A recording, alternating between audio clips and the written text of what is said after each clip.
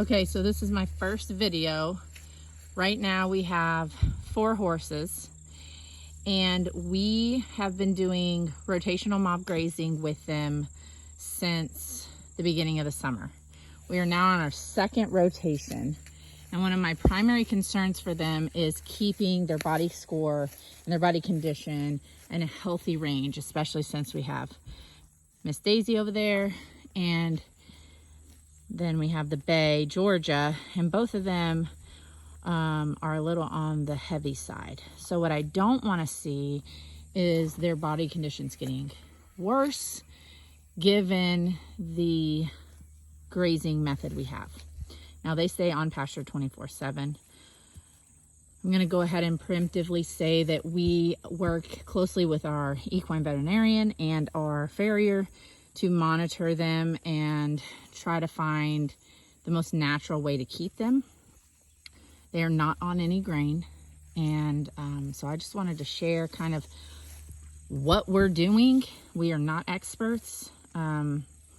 We are learning. We're first generation out here doing this stuff, and we've been out here a little over 18 months.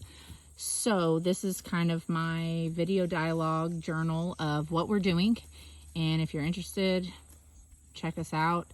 I've recently discovered Paddock Paradise. I have not read the book yet. I have it in my Amazon cart right now. And basically what I want to do is merge Paddock Paradise with rotational mob grazing for horses. Now, I know there's a lot of stuff out there with ruminant livestock on rotational mob grazing, and that's a method we use as well for our goats and soon to be cows. But I don't have a lot of literature or information on this being done with horses.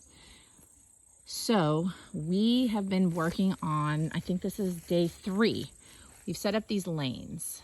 Okay, so they have access to this pasture and it's fairly small. We're still playing around with the size to try to figure out the best amount for them to get good compaction on the ground, good manure load, eating down pretty well, but not overgrazing or undergrazing certain areas. We tend to move them about every 18 to 36 hours, depending on the quality of the grass.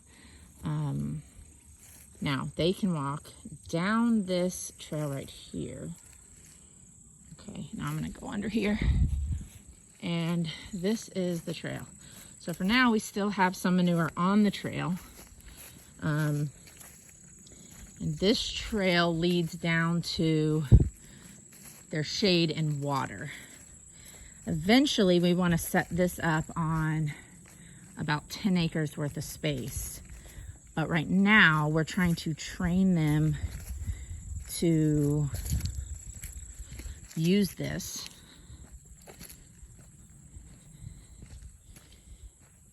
In order to get their exercise and just keep them happy, healthy horses.